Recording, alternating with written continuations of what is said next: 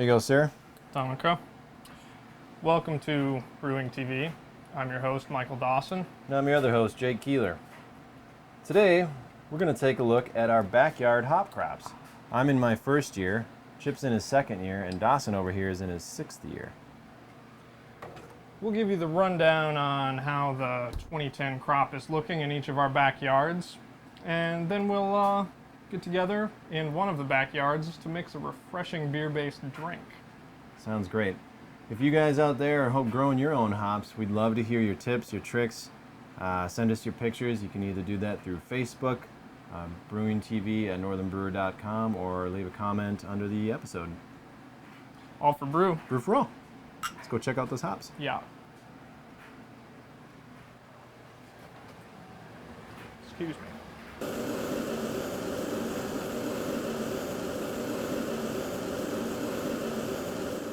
I've got the first year crop. I just moved into this house and acquired this property about a year and a half ago, and I tried last summer to get some hops going, some hops that Dawson had given me, and they just didn't take. I didn't know what I was doing. So this year I was a little bit better prepared, got a lot of rhizomes, tried a bunch of different areas in the yard, adding different types of soil to where I was planting them, watering them, being diligent, and they took very well this year. So we've got mostly Centennial and Cascade through this little bed right here. This is one of the Centennial, and as you can see in the first year, it's climbed about 6.5 feet, and now it's kind of training over. I'm trying to get it to spread itself throughout this wall. It's doing pretty well. They're taking off. You know, if I don't get anything this year, that's fine. Everything I've been told, all my friends and all the research I've done said the first year, it's just you're really getting the hops to take, the rhizomes to take into the ground, to train them, to get them used to where they're living. You know, find out where best in your property or your yard or wherever you might be, where to put them. So far the experiment is working and I'm happy with it. These two right here are magnums, and I have to say these are the best so far in this first year. They have taken off like crazy. By far, they were the first to sprout up. They were the first to start growing. I don't know if it has something to do with the health of the rhizome, the particular rhizomes that I got, but at any rate, this gets a good amount of sunlight during the day, diligently watering them. They've taken to this fence here, and one thing that's curious about these things that I've noticed is some of the birds are nipping off the ends and the buds where they go. As soon as that happens, that end will die off like this, but it really is not of too much concern. Usually when that stops and it stops growing up, what I've noticed is it starts sprouting out underneath. And so when it would stop growing up, then it would shoot off to the side and you get something like this, which is all the way now up to here. So this one is just really aggressive. These two batches right here are very, very aggressive. So I'm hoping that over time I can flow them across this fence around the corner here, and that will produce a good crop in the years to come. So this is my backyard, the second backyard of BTV Hopville. I'm Chip Walton, video guy, usually behind the camera. Right now I'm in front of the camera. Michael Dawson is behind the camera, which means there'll be a lot of work to do in post-production. This is my hop field, as it were. It's this contraption looks pretty rough, you can see. These are just really flimsy pieces of wood that I've basically jimmy rigged into a kind of classic clothesline formation. These hops were dug up from the backyard of a friend in North Minneapolis. They were well-established 6 or 7-year-old fuggles. He gave me the root ball and I cut out a good 12 or so chunks, rhizome chunks. I planted them in planters. It was an idea inspired by Chris Colby in Brew Your Own magazine from a year or two ago. I'll post that link under the episode. But it was basically written from the perspective of people that don't have the best conditions, climate, or room. You can grow them in containers. So what you see here is about 3 vines per line. This is my second year. They're not doing as good this year as last year. As you can see from some pictures from last year, they were much deeper green, denser greenery, And by this time last year, my hops were really starting to show the really classic cone formation. This year, they're really just starting to bud out. There is one good cone that I just spotted up here.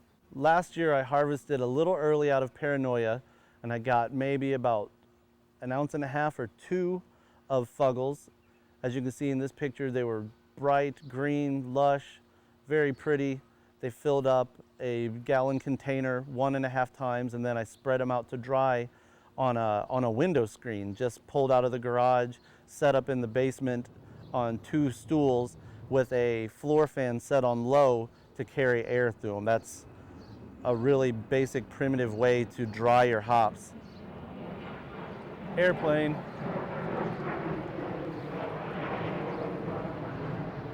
Another inspiration for my idea of growing my own hops was a video I found on YouTube from a guy named Don Osborne who lives in St. Paul. He grows vines up the backside of his house. So basically, you know, even if you have a tiny yard with my setup where you're just doing a clothesline growing, or if you have a house that you can dedicate a lot of space to and let vines grow up it, these are pretty easy. The hops are really hardy. So, you know, they say if you can make macaroni and cheese or a batch of sweet tea, you can brew your own beer. I'm basically saying if you can plant a root this long into a container and then keep it wet, you can grow your own hops.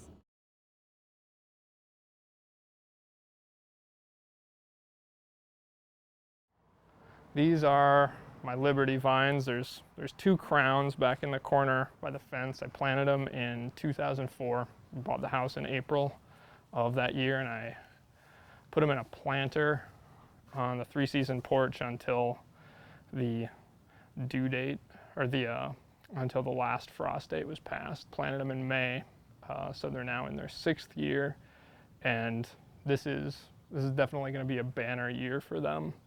I don't know if it's Indian burial ground, exposure to nuclear radiation, or probably most likely is composter juice, their proximity to the urban compost tumbler. Probably gives them a little competitive advantage. We're trying to sell the house this year, trying to move, so I did not invest a lot of time in infrastructure or training hops this year. I just kind of did a very ad hoc kind of arbor system with twine and clothesline rope and some 6-foot oak stakes. But yeah, it's working. I've got a lot of buds and a few cones. I don't know if you can really pick this up here with the camera, but we're starting to get a little bit of yellow lupulin showing up. They're smelling still kind of vegetal, but very, very sweet, a little bit herbal. I'm looking forward to doing a late edition with some wet Liberty hops right off the vine in a few weeks. Should have a first harvest before too long. The last couple years I've been able to get 2 harvests out of my 6-year-old vines. The first have been ready to go usually mid-August, and then I can usually get a bumper crop sometime late August, September, before the frost comes and kills them all down.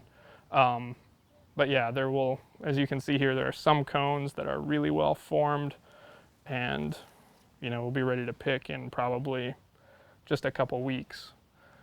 There are many more that are still in the formative stages. If you're gonna grow hops, you should probably pick some varieties that you like to use a lot, because you will get a lot of them.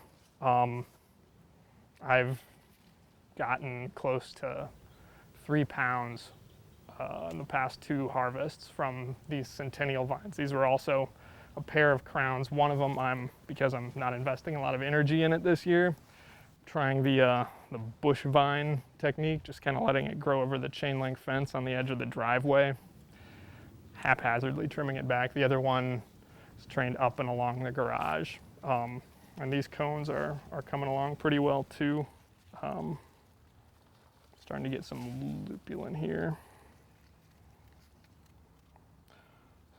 Some nice Yellow oils. Yeah, they're not quite as far along as the Liberty in terms of aroma yet, but they're doing pretty well.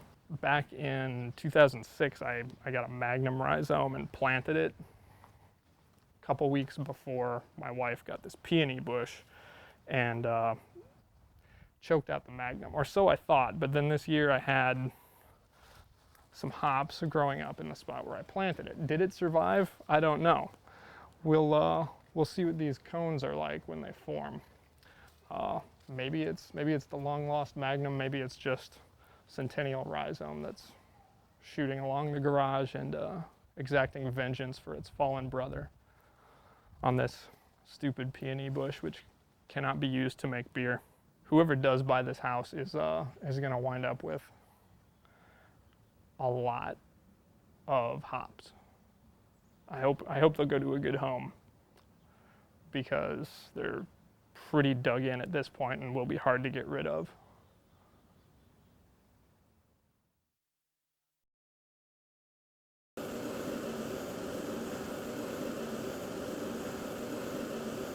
The 2010 hop crop report is pretty hard work.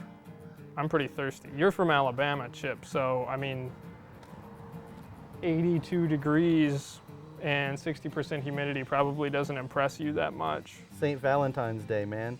This is hot and heavy and sweaty. So the weather, I mean, I thought I would make us some Rodlers. Nice. Purists should probably just skip to the credits at this point, but Rodler is some sort of beer mixed 50-50 with lemonade. It was invented allegorically, as so many other things like bratwurst and pretzels, in the heat of the moment in the 1920s in Bavaria, when an innkeeper ran out of beer, or ran short on beer, when a group of bicyclists descended on his tavern, and he had to extend his supply by cutting it with lemonade. You can make it with Helles or Pilsner, but we're going to use some open fermented Hefeweizen. We're really getting our bang for our buck out of that open Hefeweizen. This has been stretched over many episodes. My wife and I went to Bavaria a few years ago, and we were hiking around in the Alps and stuff, and they have these little Alpenhüts, like little tavern food shop inns and stuff up on top of the mountains, and you could get shots of schnapps and other stuff like that. But it was a lot easier to finish your hike after a Rodler versus some schnapps. Thank you. Prost.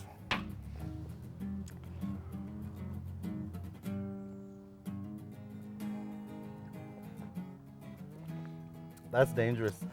I almost forgot to stop drinking that for a second. I was like, oh. The lemon really meshes nicely with the fruit profile of the Hefeweizen. So soft. Mm-hmm. Tasting the two things separately beforehand, I would have imagined that it'd be a bolder, almost clashing taste as soon as it got in across your palate.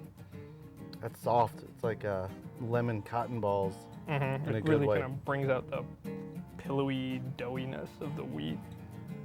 So another great thing that can be attributed to bicycle culture, Mm-hmm. Absolutely. or for lazy brewing. Rodler means bicyclist in German. I probably should have said that long ago. What is the proportion? Tell our viewers how to make this, should they want to.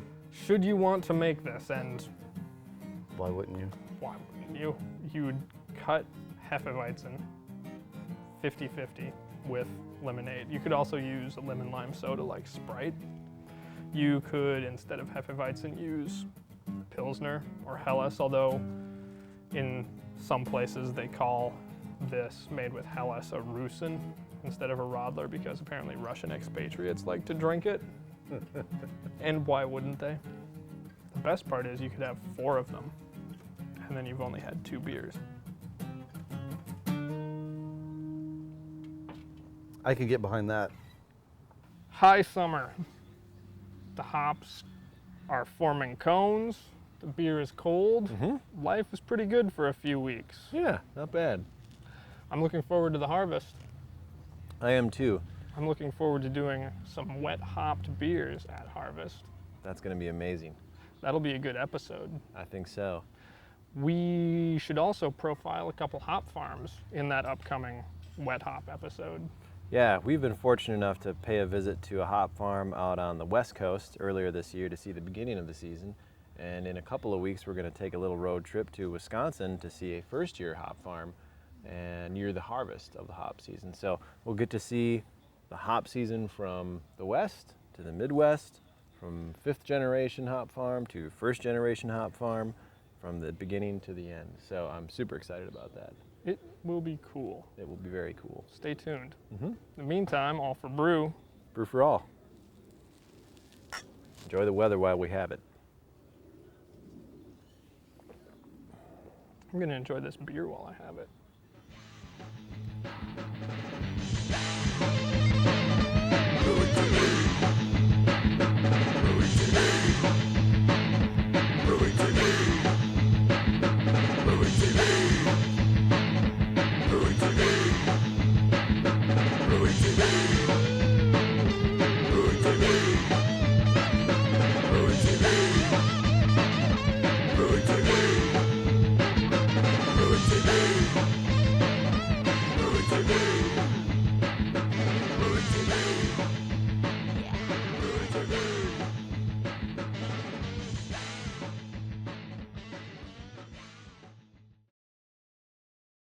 Can you say Brewing TV? Brewing TV. Yeah. Can you say all for brew, brew for all? Yeah. All right. Can you say cheers? Cheers. Can you say glug glug? Lug. Can you say beer? Beer. Beer. Can you say Cascadian Dark Ale? Dirty ale. Can you say Black IPA? Bay. All right. All better? Yeah. Okay.